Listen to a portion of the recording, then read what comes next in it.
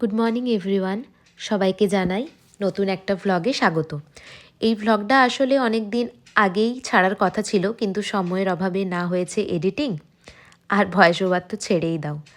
তাই যখন দেখলাম ফোনের স্টোরেজ পুরো ফুল, তখন আর এডিট না করলে নতুন ভিডিও ক্লিপ নেব কী করে। সেদিন ছিল ভাইফোঁটা, তাই সকাল সকাল ঘুম থেকে উঠে গিয়েছিলাম। সকালে ওঠার আরও একটা কারণ ছিল, আসলে মা মাসি সবাই মা বাড়ি গিয়েছে ভাইফোঁটা দিতে, তাই বাড়িতে কাজগুলো তো আমাকেই করতে হবে। তাও ভালো, রান্নার মাসি সকাল সকাল আসবে বলেছিল, কেননা ওনারও তো ভাইফোঁটা আছে। সকালে পাখিগুলোকে খাবার দিয়ে ফ্রেশ হয়ে চলে গেলাম রান্নাঘরের দিকে। দাদুর আবার সকাল সকাল এক কাপ চা না হলে হয় না, তাই চা বানাতেই এলাম। আজ পুরো রান্নাঘর আমার দখলে, তাই যা ভালো লাগবে, যেভাবে ভালো লাগবে তাই করব। আগের দিন রান্নার মাসি পায়েসটা বানিয়ে দিয়ে গেছে, তাই আর সকালে তোড়জোড় করে কিছু বানানো হয়নি। তাও মাকে জিজ্ঞাসা করে নিয়েছিলাম ফোন করে আর কিছু বানাতে হবে কি না। তোমরা তো জানোই, যতই সকালে রান্না হোক না কেন, আজকের দিনে ব্রেকফাস্ট আর লাঞ্চ একসাথেই হয়। আমি যখন মাকে সকালে ফোন করেছিলাম, তখন শুনতে পাচ্ছিলাম শাঁখের আওয়াজ। মা বলছিল আমাদের অলরেডি ভাইফোঁটা শুরু হয়ে গেছে। এই একটা দিনই মা মাসিরা ভাই বোনদের সাথে আনন্দ করতে পারে মা বাড়িতে গিয়ে, না হলে তো সংসারের কাজ তো লেগেই আছে। কত বড় বড় কথা বলে দিলাম, তাই না? যাই হোক, তোমাদের সাথে কথা বলতে বলতে দেখো চাও ফুটছে। সকালে আবার এই এক ঝামেলা, আমরা খাই লিকার চা আর মাসিরা খাই দুধ চা। তাই মা বলতো সকালে একবার রান্নাঘরে এসে দেখবি কি হয়। সকলের আলাদা আলাদা ডিমান্ডে আলাদা আলাদা কাজ হতো। আমি আবার সকালবেলায় কোনো দিন দারচিনি, কোনো দিন লবঙ্গ জল খেতাম। তাই আজকে বুঝলাম, সত্যি বাপরে, ঠিকই বলতো মা, আজকের দিনটা না পেলে বুঝতামই না। দাদুর জন্য চা রেডি করে নিয়েছি, চলো এরপরে দাদুকে চাটা দিয়ে আসি। অনেকক্ষণ ধরে অপেক্ষা করেছে, 5 মিনিটে চা, ভিডিওর জন্য আধা ঘন্টা ওয়েট করেছে। চলো দিয়ে আসি। ওইদিকে দুধ চাও রেডি, মাসিদেরকেও দিয়ে দিলাম দুধ চা। চা বানাতে বানাতেই রান্নার মাসিও চলে এসেছে। আর লুচিগুলো ভাবলাম একসাথেই দুজনে মিলেই করে দিই, তাহলে হাতে হাতে কাজ হয়ে যাবে, আর মাসিও চটজলদি কাজ সেরে বাড়ি পৌঁছে যাবে ভাইফোঁটার জন্য। তাই ভাবলাম একটু হেল্প করেই দিই, তারপরে না হয় পুজো করতে চলে যাব। আর আজকের ব্রেকফাস্টের মেনু ছিল আলুর দম, লুচি আর পায়েস।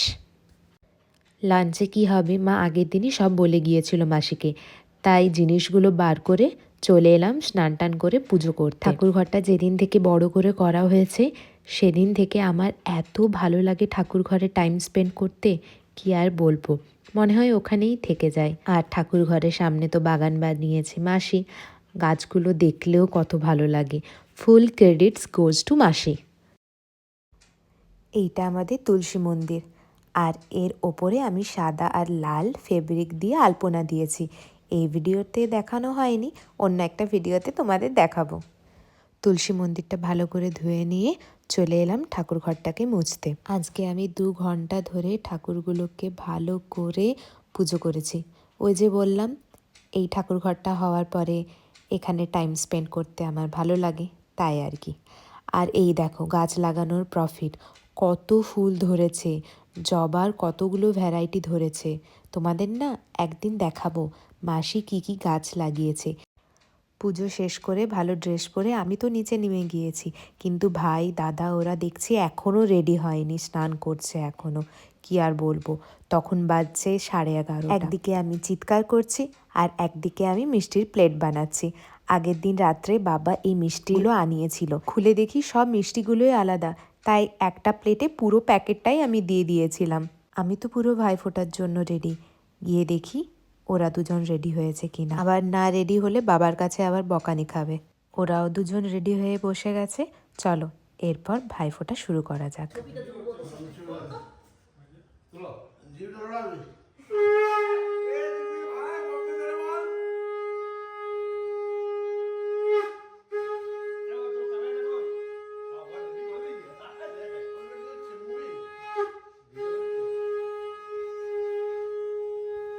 আজকের দিনে দিদিরাও জব্দ হয়ে যায় ভাইয়ের কাছে। আসলে ভাইফোঁটার মন্ত্রটা এমনই, প্রথম দিকে ঠিকঠাকভাবে শুরু করলেও লাস্টের দিকে সেই গুলিয়েই যায়। ছোটবেলায় তো মা খাতায় লিখিয়ে আমাকে মুখস্থ করিয়েছিল আর বলতো একদম ভুল বলবি না। আর ভাইফোঁটার সময় শাঁখ বাজানোর যেন কম্পিটিশন হতো, কে কতক্ষণ ধরে শাঁখ বাজাতে পারে।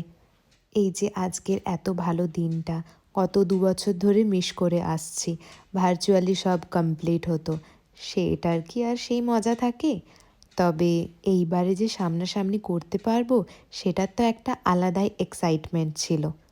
এই যে আমার ছোট্ট ভাই সবেতেই ইয়ার্কি, সিরিয়াস সিচুয়েশনেও হেসে দেয়, কিন্তু আমাদের ফ্যামিলি সবচেয়ে ছোট আর আদরের, বকাও খুব একটা কম খাই বললে চলে না। যাই হোক, এইভাবেই কাটলো আমার 2024-এর ভাইফোঁটা। তোমাদের কেমন কাটলো তোমরা কমেন্টে জানাতে একদম ভুলো না। আর কে কে ভার্চুয়ালি ভাইফোঁটা পালন করেছো সেটাও কিন্তু বলতে ভুলো না। আর এই দেখো, দাদার কাছ থেকে এই এত বড় টেডি বিয়ারটা পেয়েছি, আর ভাইয়ের কাছ থেকে এই ডায়েরিটা আর পেনটা। আর আমি তো নাম সেদিনই রেখে দিয়েছিলাম, নাম রেখেছিলাম গোগো। ভিডিওটা ভালো লাগলে লাইক, শেয়ার, কমেন্ট এবং সাবস্ক্রাইব।